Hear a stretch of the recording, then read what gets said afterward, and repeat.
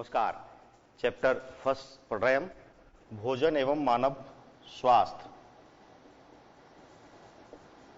Food एवं human health, food एवं नहीं एंड ह्यूमन हेल्थ। देखिए, इसमें हम पिछली क्लास में हमने क्या पढ़ लिया था, नशीले पदार्थ पढ़ लिया था। ठीक है, नशीले पदार्थ में शराब भी हमने पढ़ ली थी, तंबाकू हमने पढ़ ली थी, और तंबाकू, गुटखा, शराब। ठीक है, तंबाकू में हमने देखा था निकोटिन होता है, एक पौधा होता है निकोटिन टोबैकम के नाम का। ठीक है, उस पौधे की पत्तियों को, उन पौधे की पत्तियों को क्या करते हैं, उन पौधे की पत्तियों को गलाते हैं। ठीक है, जब उन पौधे की पत्तियों को सड़ाते हैं, मतलब अगर मैं देसी भाषा में बोलूं तो उसको सड़ाते हैं। ठीक है ना, फर्मेंटेशन करवाते हैं, उनका किण्वन करवाते हैं, जिससे क्या होता है कि उसमें निकोटिन की मात्रा वो ज्यादा मतलब कंडेंस हो जाती है और फिर उसको उपयोग में लिया जाता है तंबाकू के अंदर। इसी तरह से मदिरा, शराब में क्या होता है, इथाइल एल्कोहल, जो भी आपको बहुत अच्छी तरह से ध्यान रखना है, शराब में इथाइल एल्कोहल पाया जाता है। उसका सूत्र भी मैंने पिछली क्लास में लिख दिया था, एथिल एल्कोहल का CH3CH2OH। अरे हाँ, यही लिखा था, कंफ्यूज नहीं होना, यही लिखा था, इसको मैंने कंडेंस कर दिया था C2, क्योंकि ये आपके सिलेबस में है सूत्र बनाना। C2H5OH, देखो दो कार्बन थे तो दोनों कार्बनों को एक साथ लिख दिया, 5 हाइड्रोजन है इस साइड में ना, उसको मैंने अलग रखा है थोड़ी देर के लिए, OH को, तो 5 को एक साथ लिख दिया और फिर OH को लिख दिया, तो ये क्या बन गया, एथिल एल्कोहल। और इसका अलग अलग, इथाइल एल्कोहल का अलग अलग ब्रांडों में इसकी मात्रा अलग अलग होती है। ठीक है, अलग अलग ब्रांडों में इसकी मात्रा क्या है, अलग अलग होती है, इसलिए उन ब्रांडों के अलग अलग नाम होते हैं और उनसे नशे की मात्रा में भी अंतर आता है। ठीक है, अगर ज्यादा होगा तो ज्यादा आएगा और कम होगा तो कम होगा। इसको एब्सोल्यूट नहीं लिया जा सकता, अगर हम इसको डायरेक्ट एब्सोल्यूट मतलब शुद्ध मात्रा में अगर लेंगे तो वो स्वास्थ्य के लिए बहुत ज्यादा हानिकारक है। लेकिन जो ड्रिंक होती है, अल्कोहल जो पीने के लिए बनाया जाता है, वो भी हानिकारक है और लीवर को डैमेज करता है। लीवर सिरोसिस नामक बीमारी होती है, फैटी लीवर हो जाता है। ठीक है, जिससे धीरे धीरे धीरे धीरे लीवर खराब, किडनी खराब और अंदर के सिस्टम धीरे धीरे खराब होते जाएंगे और फिर आदमी जो पीने वाला होता है वो आप सब जानते हैं फिर बात। क्लियर। फिर हमने देखा था ओपियम। ठीक है, ओपियम में क्या देखा था हमने, ओपियम में क्या देखा था, हमने देखा था कि पेपेवर सोमनीफेरम नाम का एक पौधा होता है, पेपेवर सोमनीफेरम नाम का एक पौधा होता है, उस पौधे के कच्चे फल से दूध के रूप में हमें अफीम प्राप्त होती है। ओपियम क्या है, अफीम। ठीक है, वो प्राप्त होती है और हमने अपने राजस्थान में झालावाड़ साइड में, चित्तौड़गढ़, झालावाड़, उस बेल्ट में इसकी खेती भी की जाती है, लीगल खेती होती है इसकी, है ना, कानूनी रूप से। तो इसका मतलब यह है कि, और इसमें क्या है, इसमें विभिन्न प्रकार के लगभग 30 प्रकार के एल्केलॉइड पाए जाते हैं, 30 प्रकार के एल्केलॉइड होते हैं, सोमनीफेरम, पेपेवर, इस तरह के। ठीक है, मॉर्फिन, कोडीन, सोमनीफेरम और पेपेवरिन, इस तरह से 4 तो आपको मुख्य हैं, मॉर्फिन, कोडीन, सोमनीफेरम और पेपेवरम। तो ये 4 तो आप याद कर ही लेंगे, जो क्योंकि ये पूछ जाते हैं, और ये सिडेटिव भी होते हैं, मतलब शांत भी। जब आदमी ज्यादा टेंशन में रहता है ना, तो तब ये डॉक्टर के द्वारा दवाई के रूप में भी दी जाती है, जिससे उसके दिमाग की सक्रियता कम हो जाती है और तनाव मुक्त महसूस करता है वो अपने आप को। व्यक्ति कैसा महसूस करेगा, तनाव मुक्त। क्लियर। अब अन्य नशीले पदार्थ जैसे कोकीन है, भांग है, ठीक है, ये कुछ अन्य नशीले पदार्थ हैं, आप चाहें तो नाम लिख लें इनके।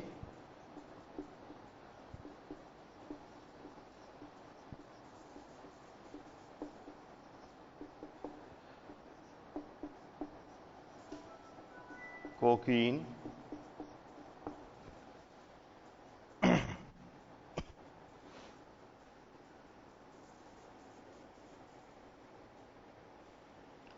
चरस, गांजा, हसीस,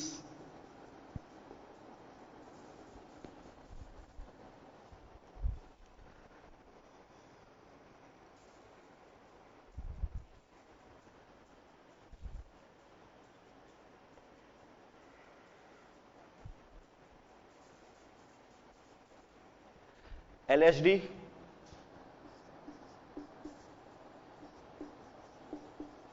लाइसर्जिक, कितने आप LSD, lysergic acid diethylamide, lysergic acid diethylamide, ये भी एक नशीला पदार्थ होता है। ठीक है,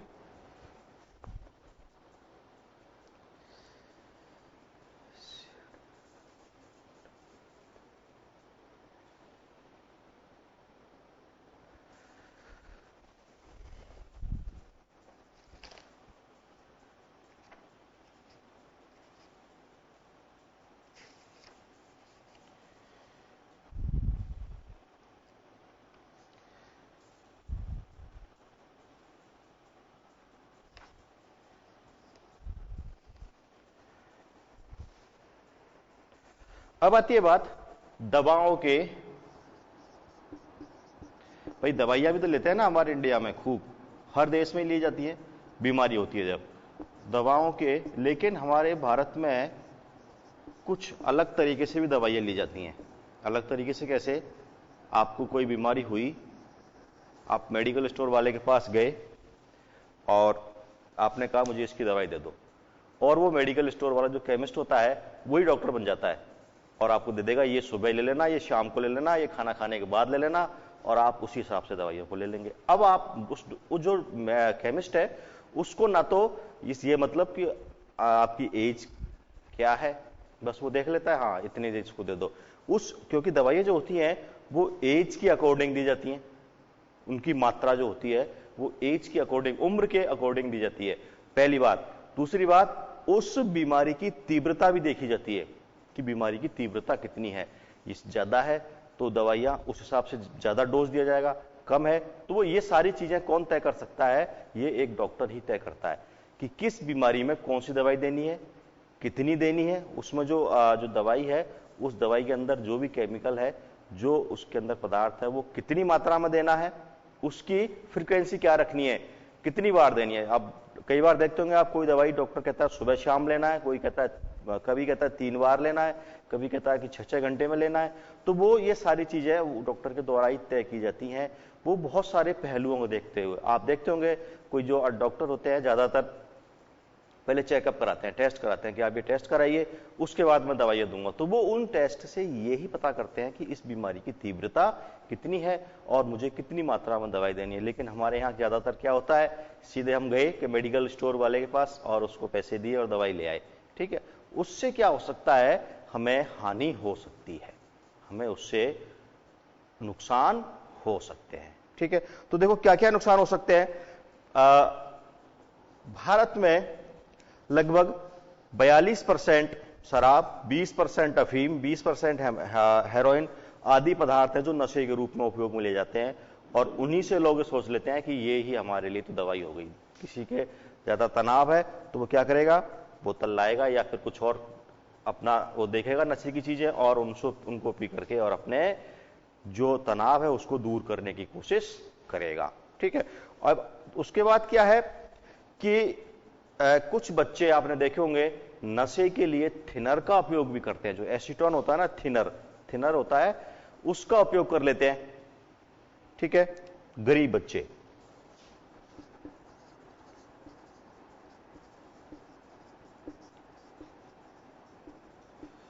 थिनर, इसको सूंघने से नशा होता है। ठीक है, एसीटोन होता है, थिनर एक नेल पॉलिश रिमूवर की तरह भी होता है, वो भी थिनर ही है। ठीक है, थिनर क्या होता है कि पेंट होता है ना, पेंट, उस पेंट में मिलाया जाता है क्योंकि वो गाढ़ा होता है, उसको थोड़ा सा पतला करने के लिए, जिससे कि वो ठीक से ब्रश पे आ जाए और दीवार पर लग जाए। तो उसको पतला करने के लिए थिनर उपयोग किए जाते हैं, तो उसमें एसीटोन की मात्रा होती है। ठीक है, तो कुछ पदार्थ थिनर, कुछ पेट्रोल भी यूज करते हैं, कुछ बच्चे थिनर, पेट्रोल, पेट्रोल भी नशे के रूप में उपयोग में किया जाता है, सूंघ करके नशा किया जाता है। कुछ सॉल्वेंट, कुछ अन्य सॉल्वेंट भी होते हैं जिनका उपयोग नशे के रूप में करते हैं बहुत सारे लोग।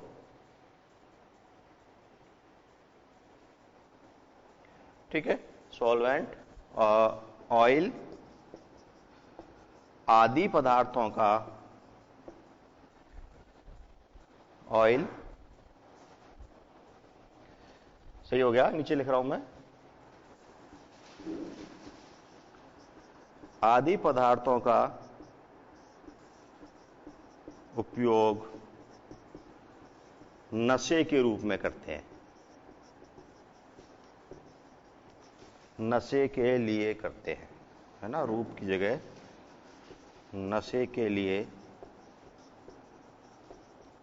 करते हैं।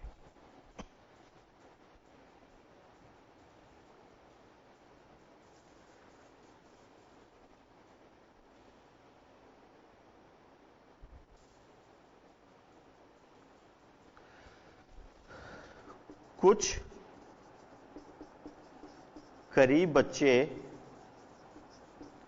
ये कुछ दवा है, दवा और कुछ केमिकल्स हैं जिनके साइड इफेक्ट्स बता रहा हूं मैं। कुछ गरीब बच्चे जूते चिपकाने का गोंद,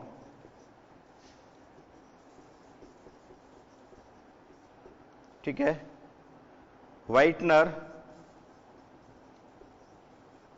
व्हाइटनर आप जानते होंगे, जब हम लिखते हैं ना पेन से तो कहीं कुछ गलत हो जाता है तो उस पर हम एक व्हाइट फ्लूइड लगा देते हैं, एक सफेद पदार्थ लगा देते हैं जिससे वो मिट जाता है और वो पेज से सफेद हो जाता है, उसके ऊपर हम दोबारा से लिख देते हैं, तो वो होता है व्हाइटनर, है ना, व्हाइट फ्लूइड के नाम से आता है।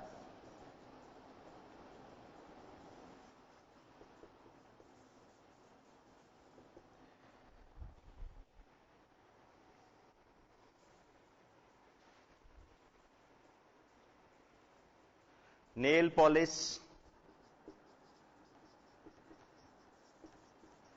रबर,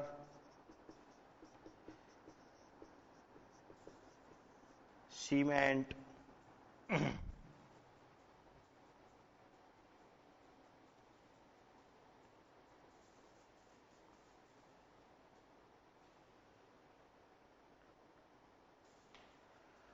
सूखे इरेजर, मार्कर, इरेजर मिटाने वाले आदि का उपयोग नशे के लिए करते हैं, जो कि बहुत नुकसानदायक है।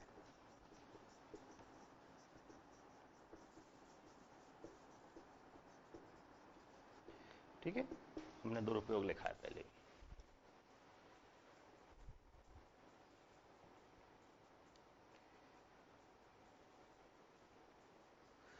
अब अगला पॉइंट यह है कि इनके सेवन से बच्चे और बड़े जो भी उपयोग करेगा, इनके उपयोग से बच्चे और बड़े की सेहत पर विपरीत प्रभाव पड़ता है, उसके फेफड़े, किडनी, ठीक है, इनमें सूजन आ जाएगी, सूंघेगा ना फेफड़ों में जाएगी, इनमें सूजन आएगी और विपरीत प्रभाव पड़ेगा, बहुत ही हानिकारक प्रभाव उसके ऊपर पड़ेगा। ठीक है, देख लें आप, बोलमैन दिया है,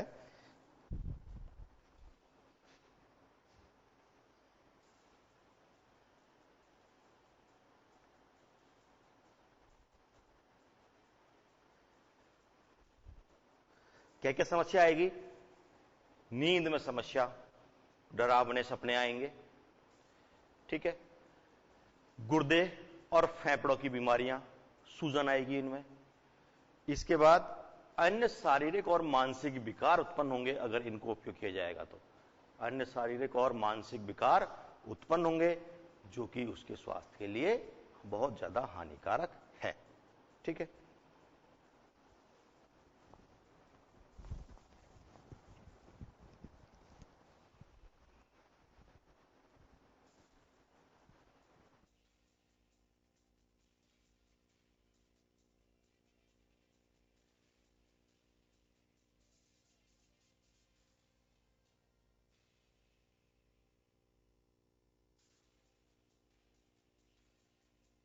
तो इस तरह से इस चैप्टर का ये आधा वाला भाग हमारा यहां पूरा हो जाता है। इसके बाद अब इसमें अगला भाग है, अगला संतुलित भोजन। अब हम भोजन के बाद, अब स्वास्थ्य हमने पूरा कर लिया है। मैंने स्वास्थ्य पहले इसलिए कराया है कि आप स्वास्थ्य के प्रति अवेयर हो जाएं। अब हम आगे चीज जब पढ़ेंगे तो वहां आप इन चीजों को अप्लाई करेंगे। ठीक है, तो सबसे पहली बात है संतुलित भोजन। देखो, संतुलित भोजन क्या होता है कि ऐसा भोजन जिसमें सभी आवश्यक पदार्थ, संतुलित भोजन क्या है? ऐसा भोजन जिसमें सभी आवश्यक तत्व उपलब्ध हो, उपस्थित हो, तो क्या कहलाएगा? संतुलित भोजन। जैसे प्रोटीन, कार्बोहाइड्रेट, वसा, मिनरल्स और फाइबर्स, ये जो हमारे भोजन के लिए जो आवश्यक पदार्थ हैं वो अगर संतुलित मात्रा में है, पर्याप्त मात्रा में उस भोजन में उपलब्ध है। यहां पर्याप्त का मतलब है जितना उस व्यक्ति के शरीर के लिए आवश्यक है। तो संतुलित भोजन की मात्रा अलग अलग व्यक्ति के लिए अलग अलग तरह की हो सकती है। ठीक है, अगर कोई शारीरिक परिश्रम ज्यादा कर रहा है तो उसके लिए अलग हो सकती है, कोई मानसिक परिश्रम ज्यादा कर रहा है तो उसके लिए इनकी मात्रा अलग हो सकती है। ठीक है, तो ऐसा भोजन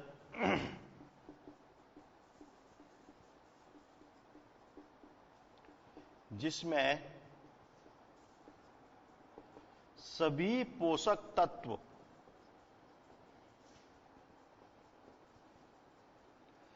पर्याप्त मात्रा में उपलब्ध हों।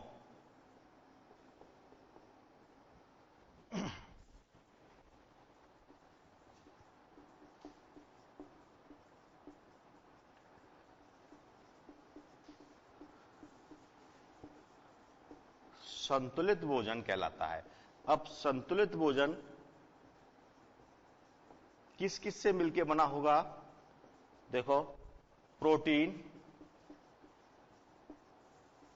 जितनी शरीर के लिए आवश्यकता है उम्र के साथ, या उम्र का भी रोल रहेगा। दो तीन चीजें हैं, एक तो उसके शारीरिक सक्रियता देखी जाएगी, ठीक है, फिर मानसिक सक्रियता देखी जाएगी और उम्र साथ में देखी जाएगी।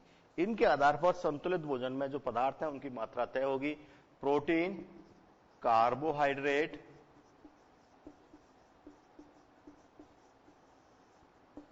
वसा, मिनरल, खनिज लवण,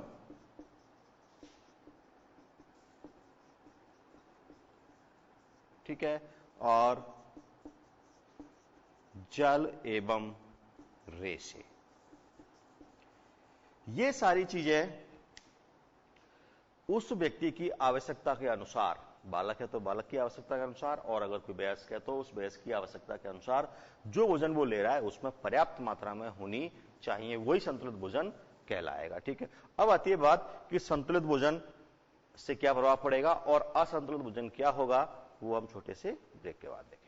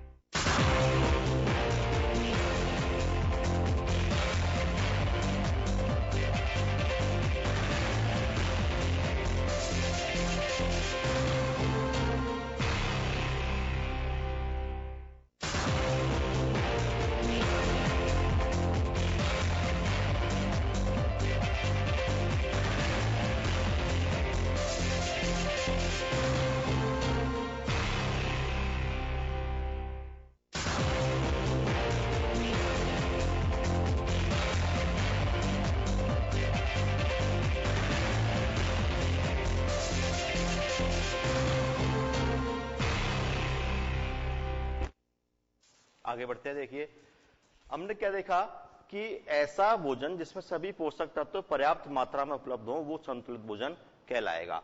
अब बात आती है संतुलित भोजन में कौन कौन से पदार्थ होने चाहिए। तो पदार्थ हमने लिख लिए प्रोटीन, कार्बोहाइड्रेट, वसा, मिनरल, खनिज लवण, जल एवं रेशे, ये उस भोजन के अंदर पर्याप्त मात्रा में उपलब्ध होने चाहिए। और ये अगर नहीं होंगे तो वो संतुलित भोजन नहीं होगा और उस व्यक्ति के जो असंतुलित भोजन ले रहा है उसके शारीरिक और मानसिक स्वास्थ्य पर इसका विपरीत प्रभाव पड़ेगा, उसकी पाचन क्रिया भी गड़बड़ा जाएगी। ठीक है ना, ठीक से भोजन का पाचन भी नहीं होगा। तो अब बात आती है कि असंतुलित भोजन क्या होगा। क्लियर सी बात, इनमें से किसी भी एक पोषक तत्व की भी किसी भी एक पोषक तत्व अगर पर्याप्त में नहीं है, बाकी हो सकता है ये सारे हों, लेकिन प्रोटीन अगर पर्याप्त नहीं है तब भी वह संतुलित भोजन नहीं कहलाएगा, वह संतुलित भोजन नहीं होगा। ऐसा भोजन जिसमें किसी भी एक पोषक तत्व की कमी है या कोई भी एक पोषक तत्व पर्याप्त नहीं है तो वह असंतुलित भोजन कहलाएगा। अब इस असंतुलित भोजन में अलग अलग है, अलग अलग चीजों की अलग अलग तरह से असंतुलितता हो सकती है। पहले हम विटामिनों की भी बात करेंगे। सबसे पहले हम बात कर रहे हैं असंतुलित भोजन की।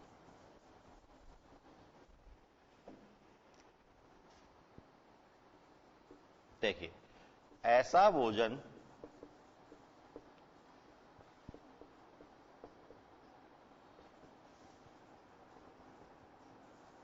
जिसमें कोई एक भी पोषक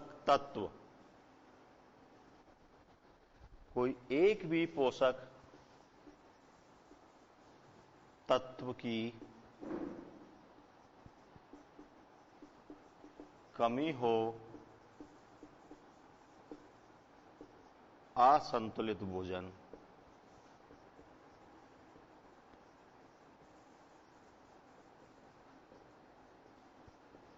कहलाता है।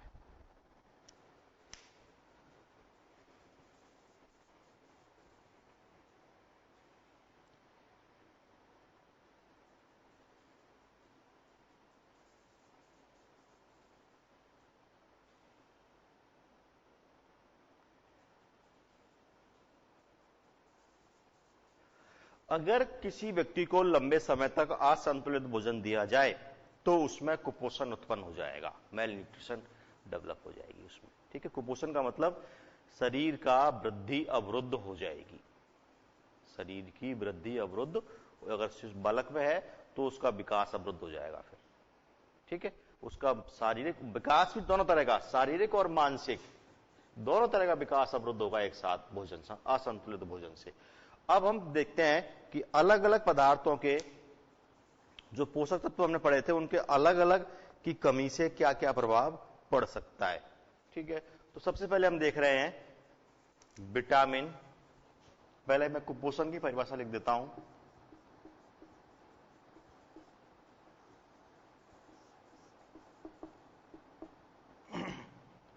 जल्दी लिख ले आप, फिर हम लिखेंगे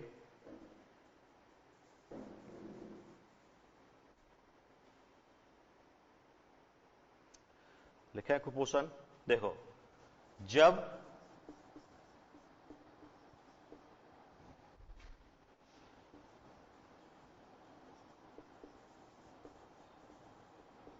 शरीर में किसी एक या अधिक पोषक तत्व की कमी हो जाती है, एक या अधिक पोषक तत्व की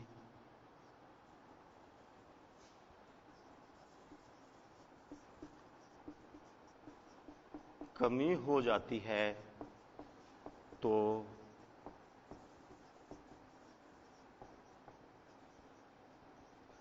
इसे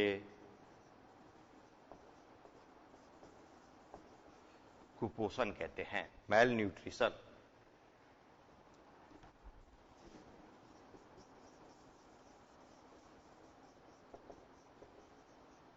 मेल न्यूट्रिशन कहते हैं। ठीक है, अब अलग अलग पोषक तत्वों का कुपोषण पढ़ेंगे हम। सबसे पहले पढ़ेंगे विटामिन कुपोषण। सबसे पहला कुपोषण होगा हमारा विटामिन का कुपोषण।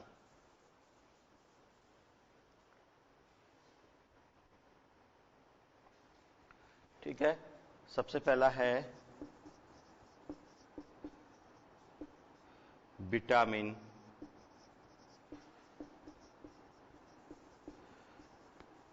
कुपोषण। देखिए विटामिन क्या होती हैं, ये सूक्ष्म मात्रिक तत्व होती हैं। हमारे शरीर के लिए इनकी सूक्ष्म मात्रा में आवश्यकता होती है, लेकिन कार्य की दृष्टि से महत्वपूर्ण होती हैं। लेकिन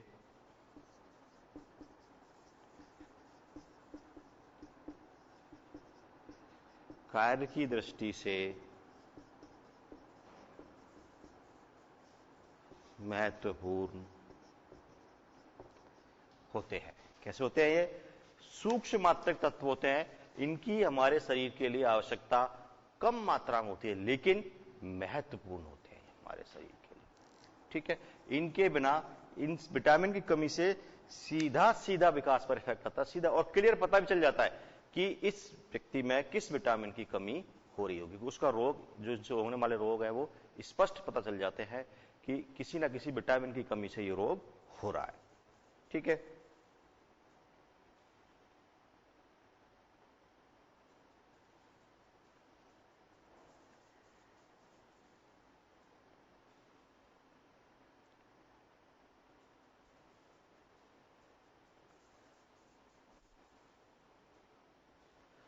अब कुछ विटामिन और उनकी कमी से होने वाले रोग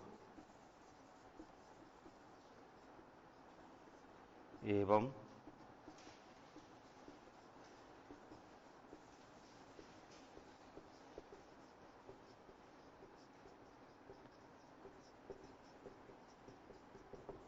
सबसे पहला है विटामिन ए।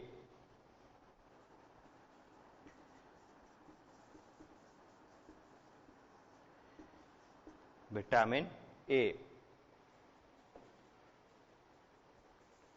इसकी कमी से रतौंधी नामक रोग होता है। कौन सा रोग होता है? ये आपको याद करने पड़ेंगे बहुत अच्छी तरह से।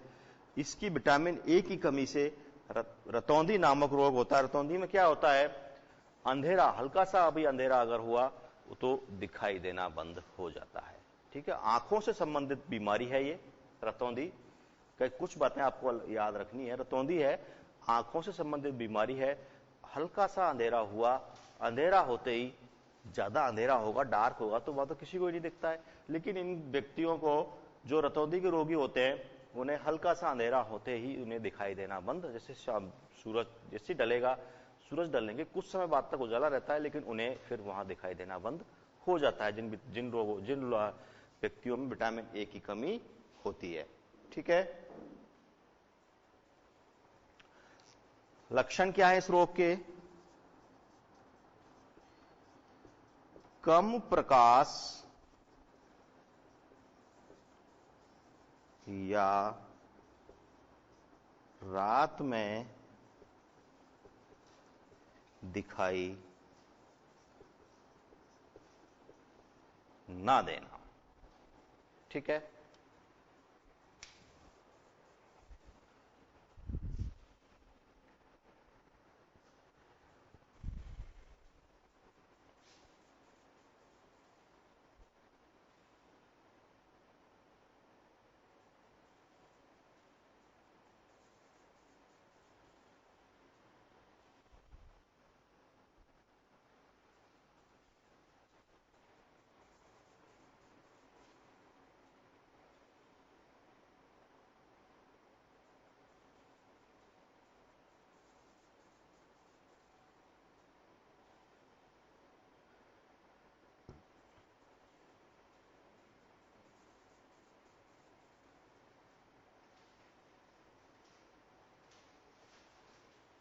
ठीक है, विटामिन ए।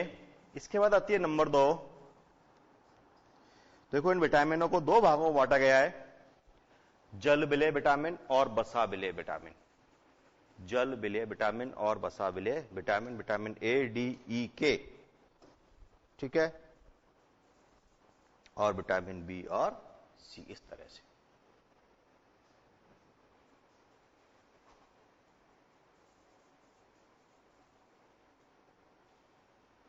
नंबर 2 है विटामिन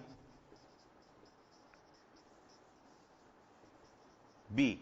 इसकी कमी से बेरी नामक रोग होता है। इसमें क्या होगा, हृदय की, लिख लें आप पहले, पेशियों की सक्रियता घट जाएगी और हृदय की कार्य क्षमता पर भी प्रभाव पड़ जाएगा, ठीक है। देखो, पेशियां एवं तंत्रिकाएं कमजोर, पेशियां एवं तंत्रिकाएं कमजोर एवं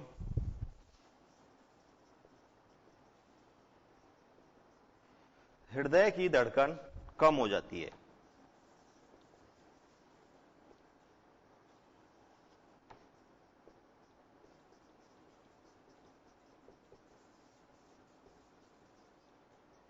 हृदय की धड़कन कम हो जाती है, ठीक है।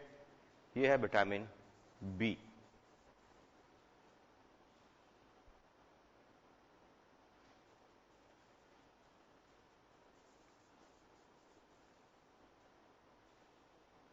अब विटामिन बी को 3 भागों में बांटा गया है। विटामिन B1, इसको लिखे आप, फिर बताता हूं आपको। विटामिन B1, विटामिन B2 और विटामिन B3। ये जो मैंने लिखा है, ये है विटामिन B1 के लिए, जिसे हम थायमीन भी कहते हैं, ठीक है। ये विटामिन B1 के लिए है। विटामिन B1, विटामिन B2 और vitamin B3। Vitamin B1 thymine, ठीक है, विटामिन B2 राइबोफ्लेविन और विटामिन B3 है नियासिन, ठीक है। ये विटामिन हमने स्टार्ट करी है, ठीक है। विटामिन के बाद मिनरल्स, प्रोटीन, कार्बोहाइड्रेट और वसा, इन सभी के कुपोषण से होने वाले बीमारियों की हम चर्चा करेंगे अगली क्लास में। नमस्कार।